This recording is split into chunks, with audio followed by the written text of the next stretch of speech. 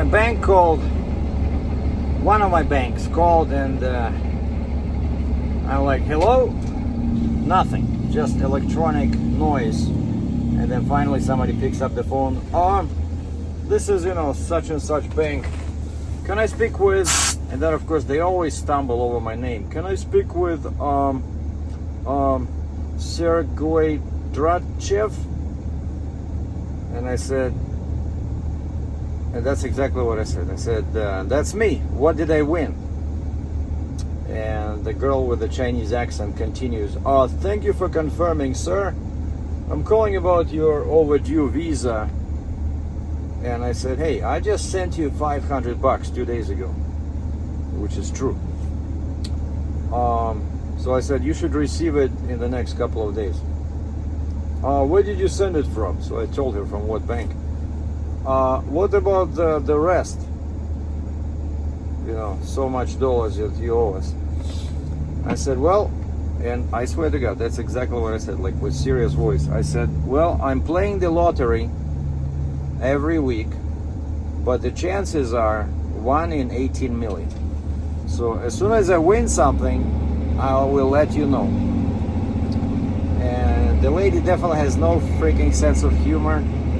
And she says, what's the reason you're behind on your payments?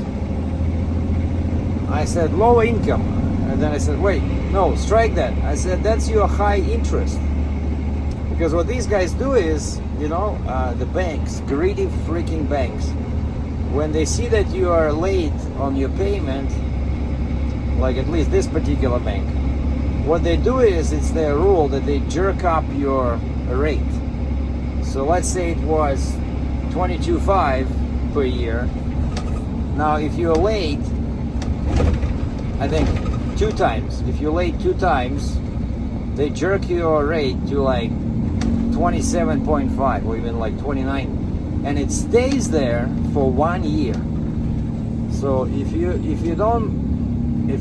you make payments on time, you have to make them on time for 1 year, and then they will be kind enough to drop the rate from, let's say, 27.5 back to 22.5, greedy mothers, And so so I said, when I win the lottery, I will let you know. And in other news, I worked last Saturday, so I'm supposed to be off this coming Saturday, but I asked my boss to let me work every Saturday until April, when we switch back to summer hours. And he said, okay, let me think about that. And then he calls me in his office yesterday. I thought I was getting fired or something. Sergey, can I talk to you when you have a second? And this guy, he's in charge of scheduling. He fires people, he hires people, So I'm like, oh my God, like what did I do? And I come in and he says, hey Sergey, you asked me to let you work every Saturday. You sure about that? And I said, yes, sir. Because I said, I'll tell you a secret. I said, I work every Saturday anyway. When I'm not here, I do Uber. But I said, Uber, it's $20 an hour, which is way cheaper than what I'm paid at this job. And I said, and I have to pay for gas. I said, here, the rate is higher and you guys pay for gas.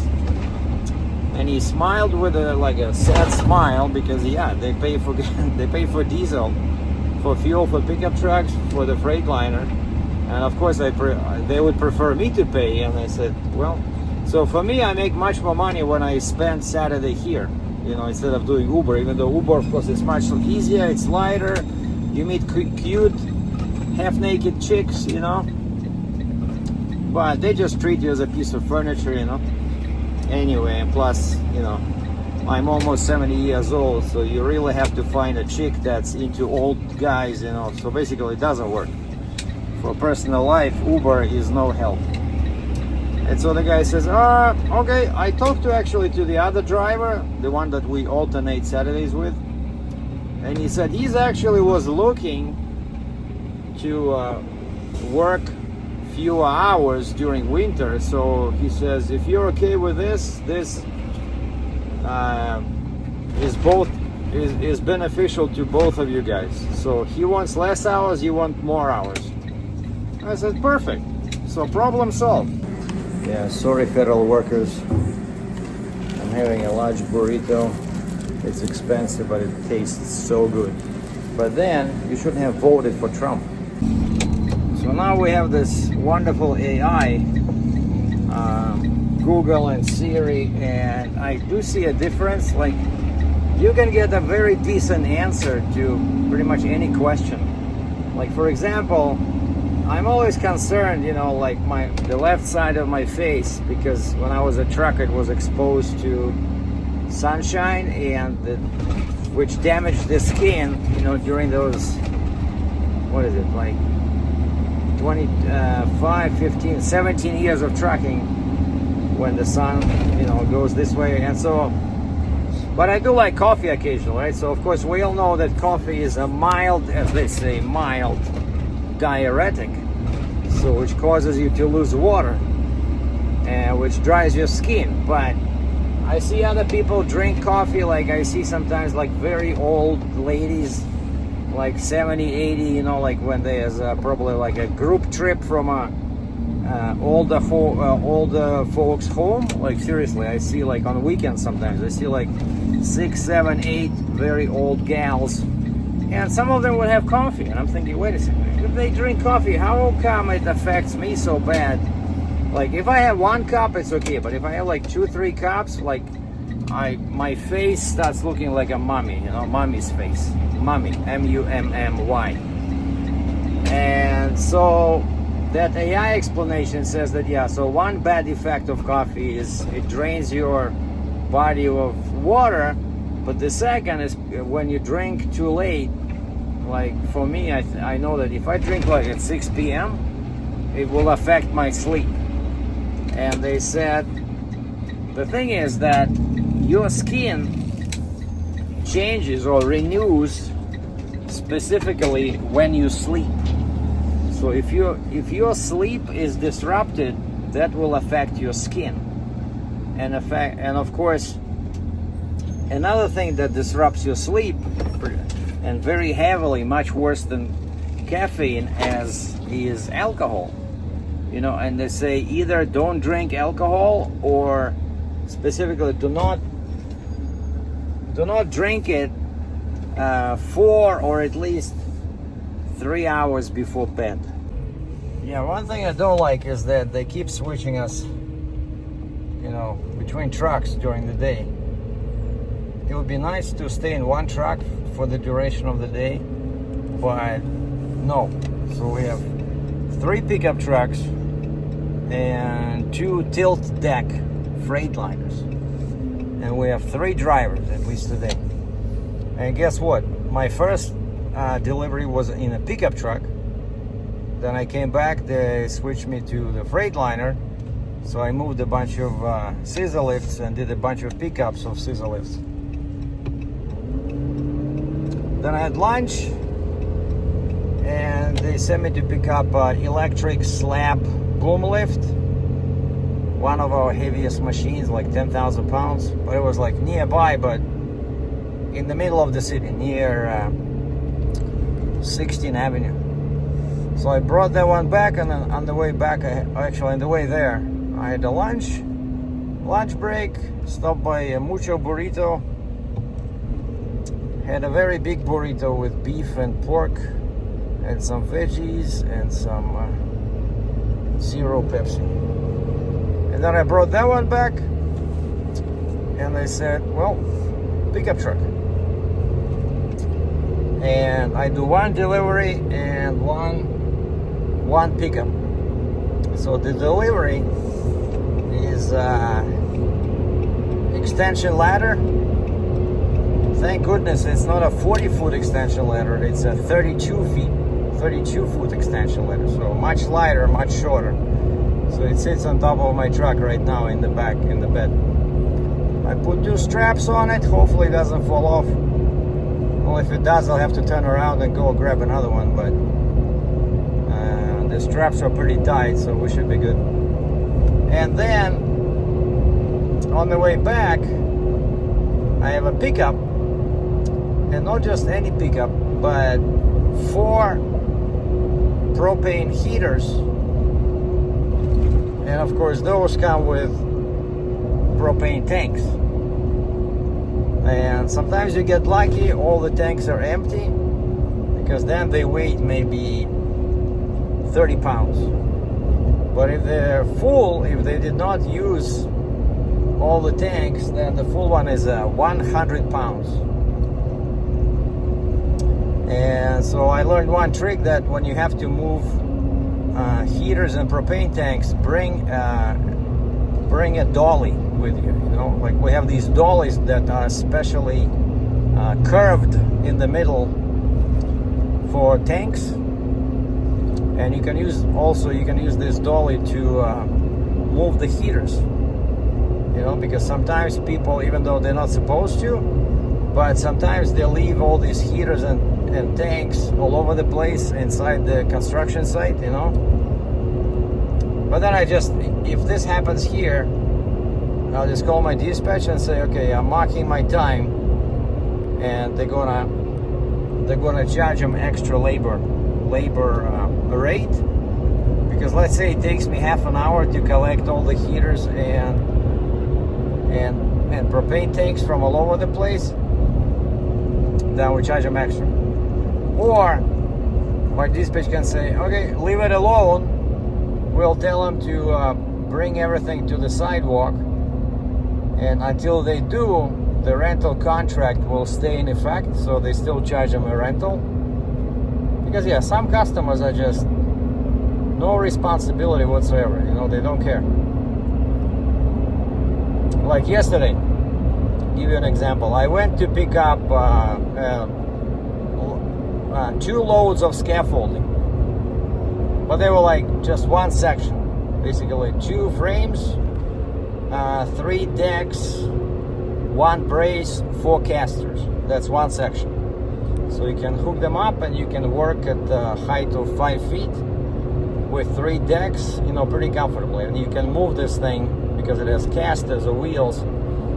So I picked the first one up, and then there was supposed to be another one in the same area. I go there, and lo and behold, that section is still assembled, and it's not our responsibility to disassemble. So it's still assembled, and I did it before, so I can take it apart, no big deal. But it was a very kind of like packed garage where this thing was sitting, and right next to it were some brand new windows and you know, those big French doors, all made out of glass. And so I called my dispatcher and said, hey, the section is still assembled.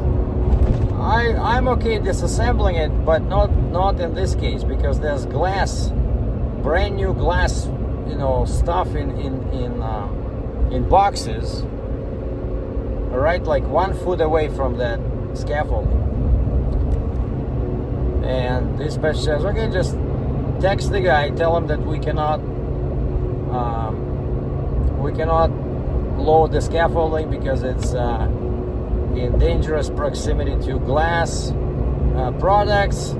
Let us know when it's disassembled and ready to go. And so I did that, you know, like no emotions, just stating the facts.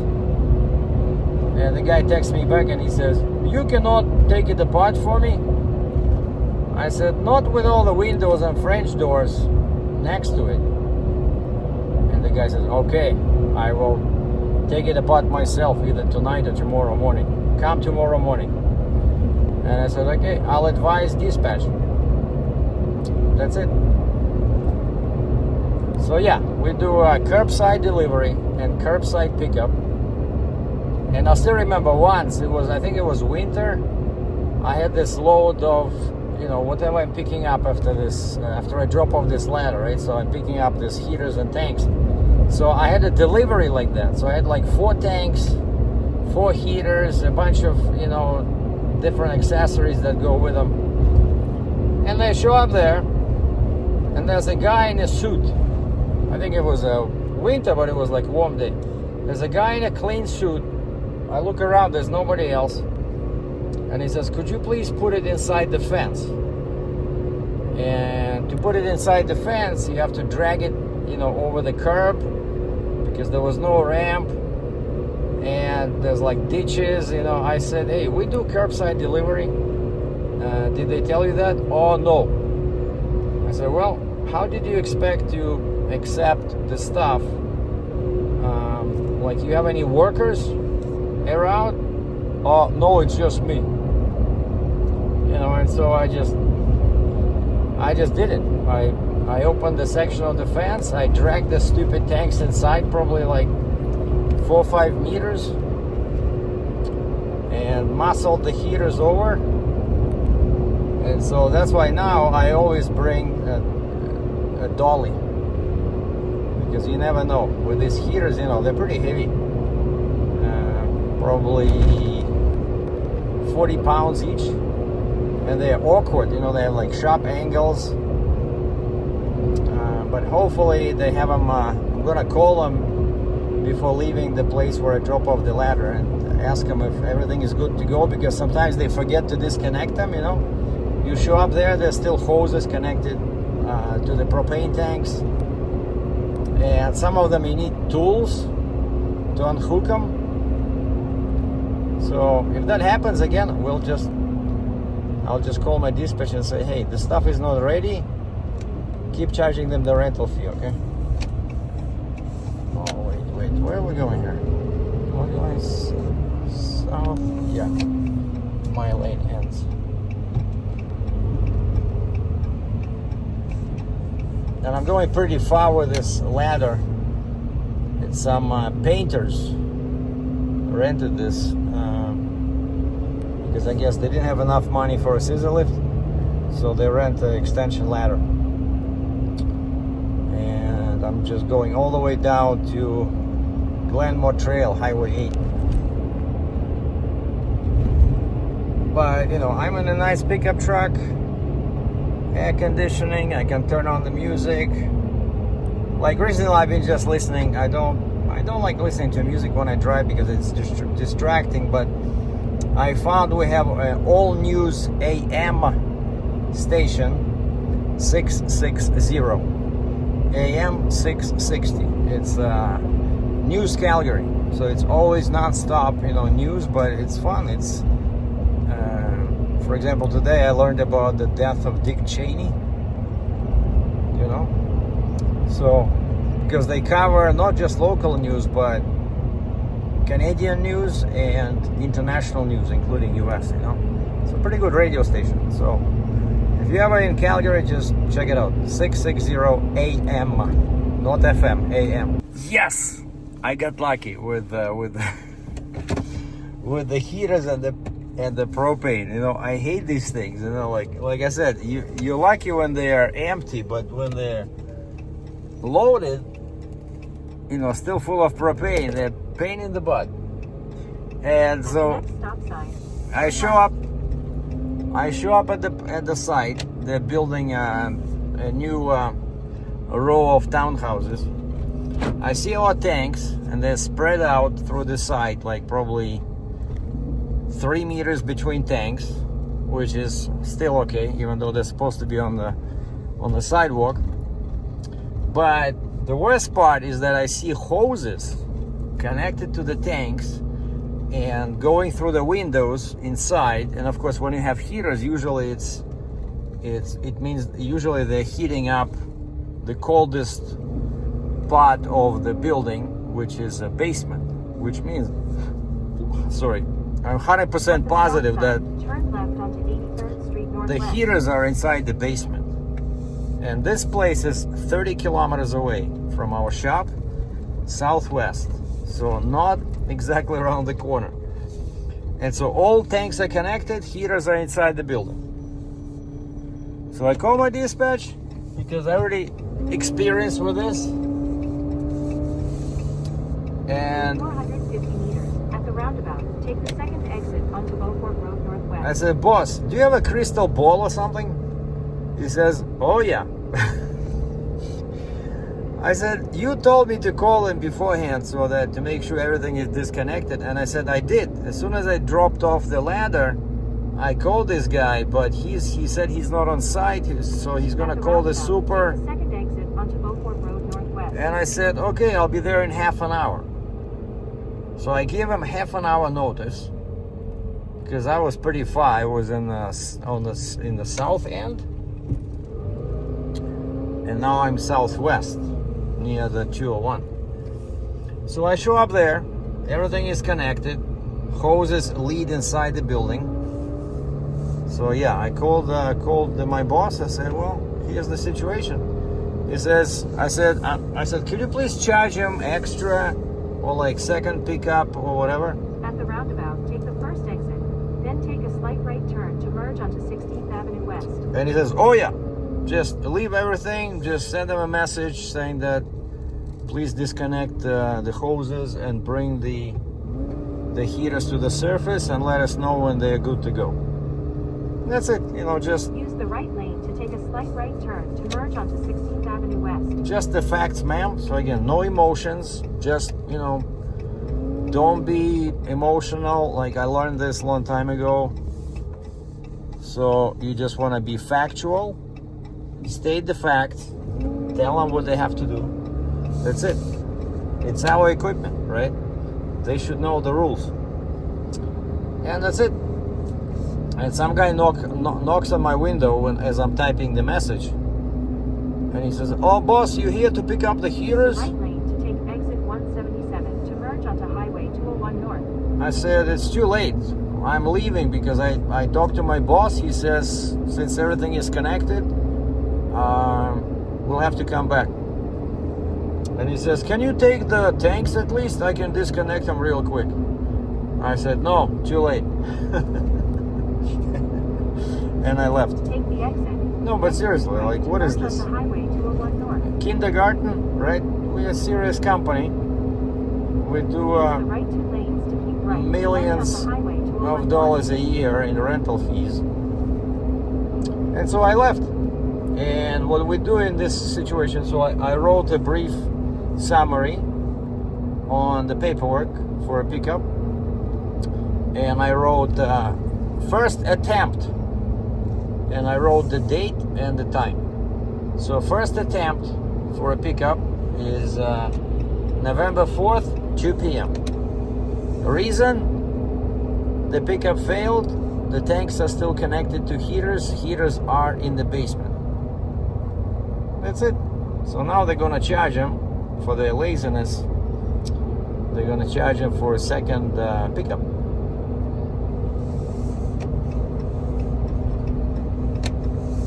Yeah, some people just don't care. Like they called, right? Like how did we know? 21 kilometers. Continue straight. Like how did we know to go there to pick it up? It's because they called us, and they basically what they say, what it's called to call off rent. So they called their office to call the equipment off rent. Basically, they're saying, okay, we no longer need this. We don't want to pay anymore. Please stop the rental contract and send the truck to pick it up. Right? Okay. Then why you didn't disconnect stuff? Why are you still using it? It happens sometimes with like funny thing is with scissor lifts. Sometimes happened a couple of times. I'm like laughing inside. So they send me to pick up a scissor lift. I show up there. I double check the address. The scissor lift is inside. There's a guy in the basket, and he's working on something at the ceiling 30 feet up. And so I knock on the frame and I say, sir, please get down. And he's like, this is our machine. I'm here to pick it up. I'm trying to speak with a police attitude. Sir, get down, please, now. And what happens basically sometimes, exactly like this happened twice. So their boss, whoever rented that scissor lift, calls it off rent without realizing that the workers still need it. you know, and they're like, the worker inside scratches their heads, and they said, what, they giving it back? I said, yeah, your boss called, they said that they no longer need this. And he says, man, we still haven't finished. You know, I guess they were running late or something. And so I just basically kicked the guy out of the basket and grabbed the scissor lift. You know, what am I supposed to do? I have my orders. I have to follow them. So yeah, some you know, with this job, we do run into some funny situations, you know. They let me off work around 4:20, 4:15. I started Uber and Lyft on the way back, and didn't get a single offer as I was driving, like for 10 minutes. So I stopped by the Dollarama or dollar store to get some supplies for an oncoming operation on my right foot. And now I'm heading over to Freshco to get some non-alcoholic beer.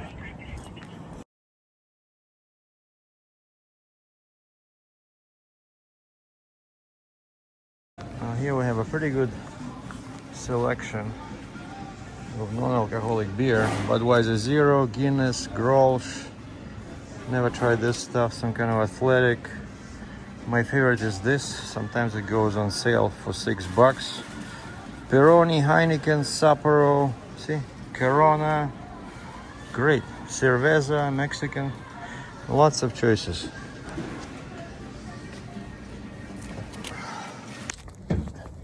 Yeah, basically what happened with the food was I opened the freezer to grab a frozen beer mug, and it's not an actual mug, you know, it's like not very thick like I used to have before, but very thin glass, and it was slippery because it was frosty, right? And it slipped from my hand and it fell down on the floor from probably like my chest height, and because it's very weak glass, it just smashed into like a million pieces all over the floor in my kitchen, you know? And I swept and I vacuumed and I did all these things, and still, you know, I like walking around barefoot, and still I would feel a prick, and I was able to pick out a little shred of glass from my foot. And then last time when I had that Ninja, I vacuumed again, like this area over here, and this floor in front of the fridge. And now it looks pretty clean. I mean, it feels pretty clean, but I have something on my foot that bothers me. So I try to remember how we dealt with, you know, when you get a piece of wood in your hand, like a small piece of wood. And I remember, yeah, we used needles. You would just, you know, open the skin a little bit with a needle, with a sharp point.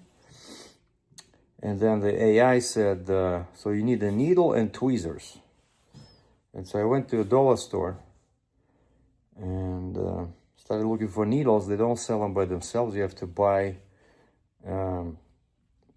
like a bunch of threading, you know, for sewing, like a kit for sewing.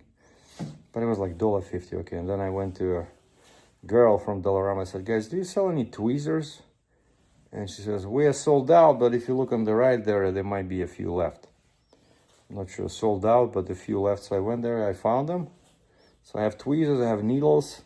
So all we have to do is just, I have some peroxide so I can clean them up and then do this little operation, see if I have any glass still stuck in my foot. Very exciting.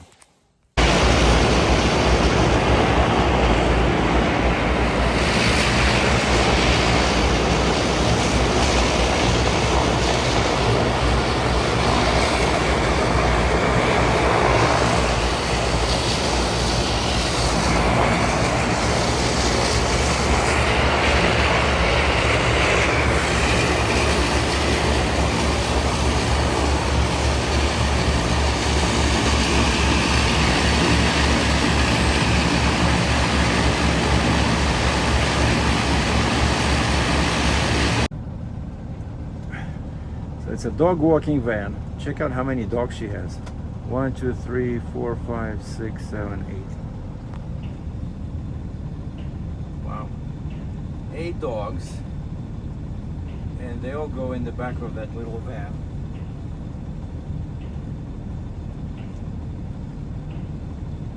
And then of course she has to disconnect the strap.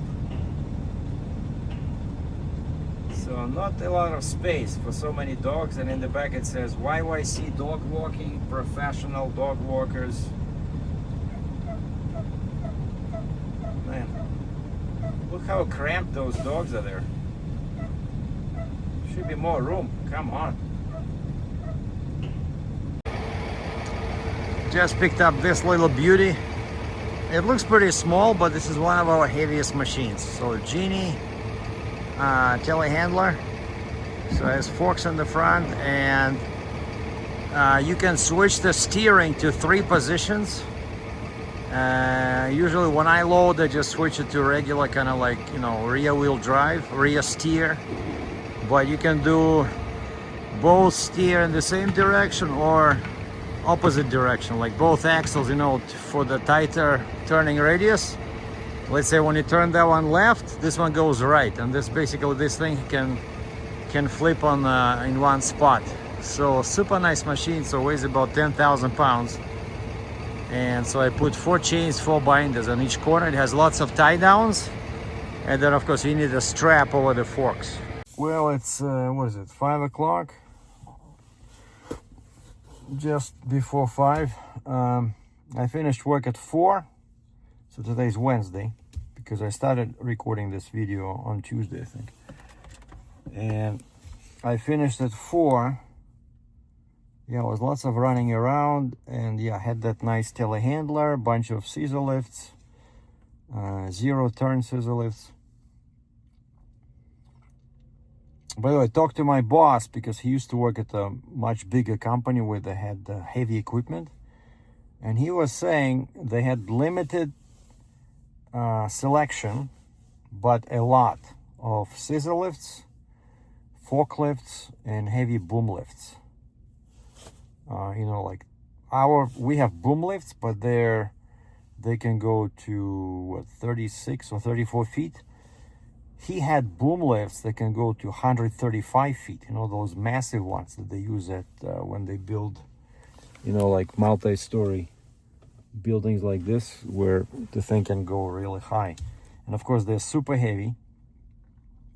And he said they had a couple of tilt decks like what I'm driving, and also they had a tractor trailer, like a truck with a probably tilting trailer. That's what a lot of these rental companies use. And so just having these 3 machines, scissor lifts, boom lifts, and forklifts, he says they were doing like $1 million a month.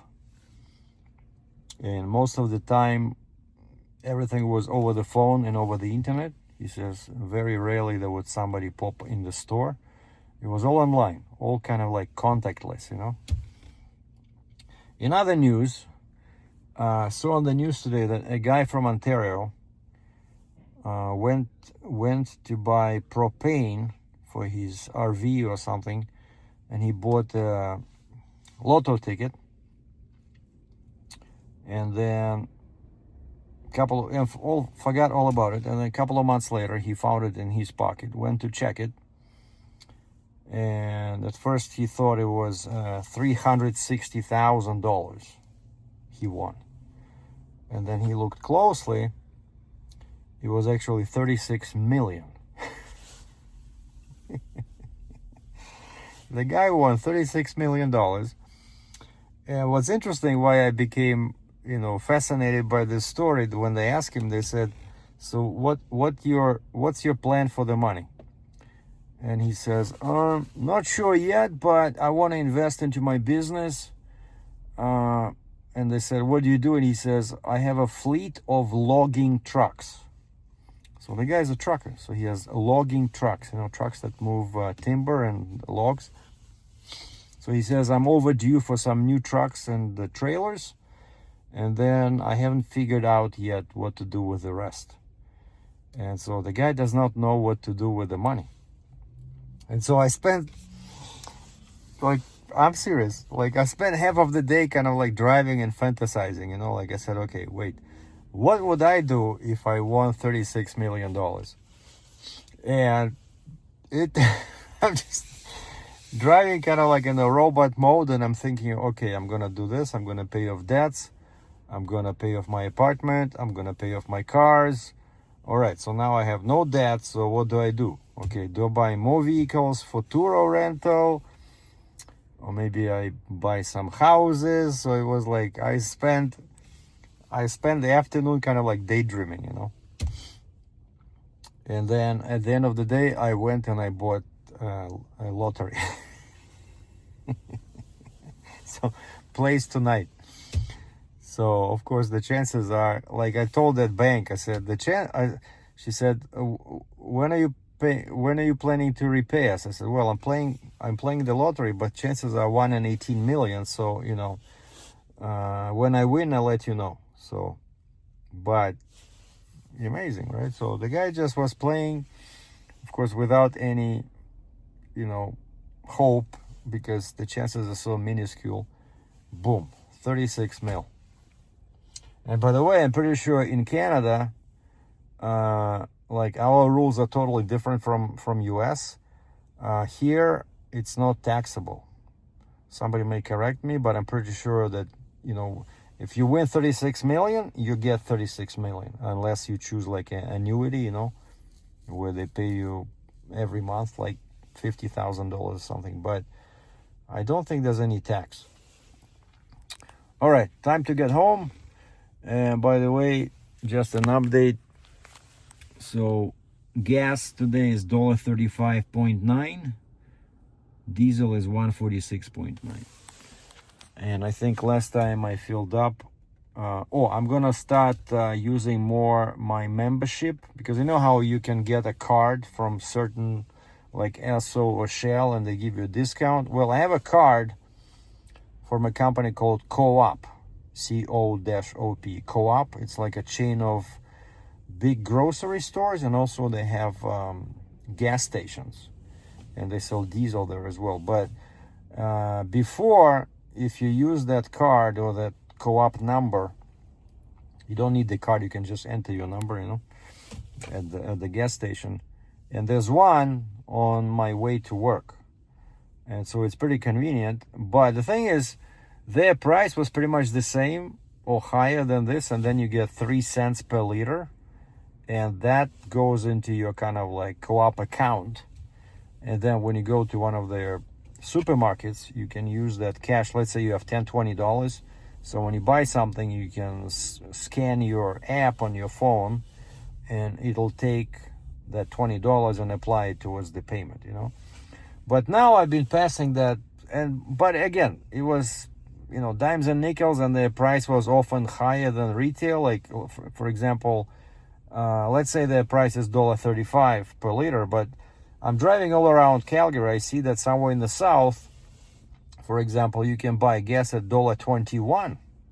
So there's no points, but it's way cheaper, right? And so I wasn't using this Co-op that much because of this. I tried it first, but then I didn't see any savings.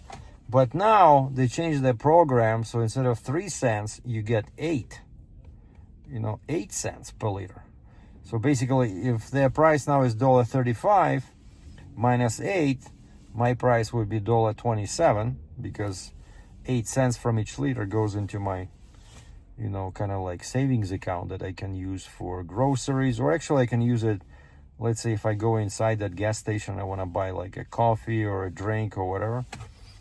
So I want to start using them more, because, you know, I buy gas for Uber, I buy gas for Turo, right?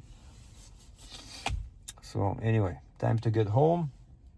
Oh, and today what I did is I asked my boss to allow me to stop for 15 minutes at that vehicle licensing office, because that TNDL, the licensing thing, they sent me an email. They said I will get it within 3 weeks, unless I want to stop by the office and bring that inspection for my Dodge Durango. Then it can be issued like this. And so today I was doing a delivery right south of the airport. 1 kilometer away from that licensing office. And so my boss said, yeah, okay, sure, no problem. Just, go take care of your stuff. And so I went there. I was the first in line. Boom, boom, boom. 5 minutes. The guy sent me an email with the PDF that I have to print out. So, which is the new license for Durango. The only problem is it still expires on my birthday in January 26th. Like, what the heck, Because that was the date on my previous license. And so it said license expires January 26th. Inspection expires October 27th this year, right? And they said they're never the same, so whatever comes first, that's basically terminates your license. And so so I did the inspection, but because they were waiting for it, so they put my license on hold. And I said, so why we cannot have the license until the next inspection? He says, no, because in December your police background check is due. And I remember this, I forgot, but so every year we have to do the inspection and police background check, and you can do it online. But basically I remember that in December last year they sent me a notice saying that my background check expires, and so I can renew it 1 month before the expiry of my license. So basically I can renew it in the middle of January, and then they will send me automatically the new license by email. But man, there's so much bureaucracy here. But so they check your background, make sure that you haven't been to prison within the past year or whatever, right? You don't have a criminal record, and they inspect your vehicle, which my Durango is 1 year old. Shouldn't be there some kind of a rule that, unless your vehicle is older than 5 years old, you need inspections? Like, why do you need inspections? It's a new car. Man, don't get me started.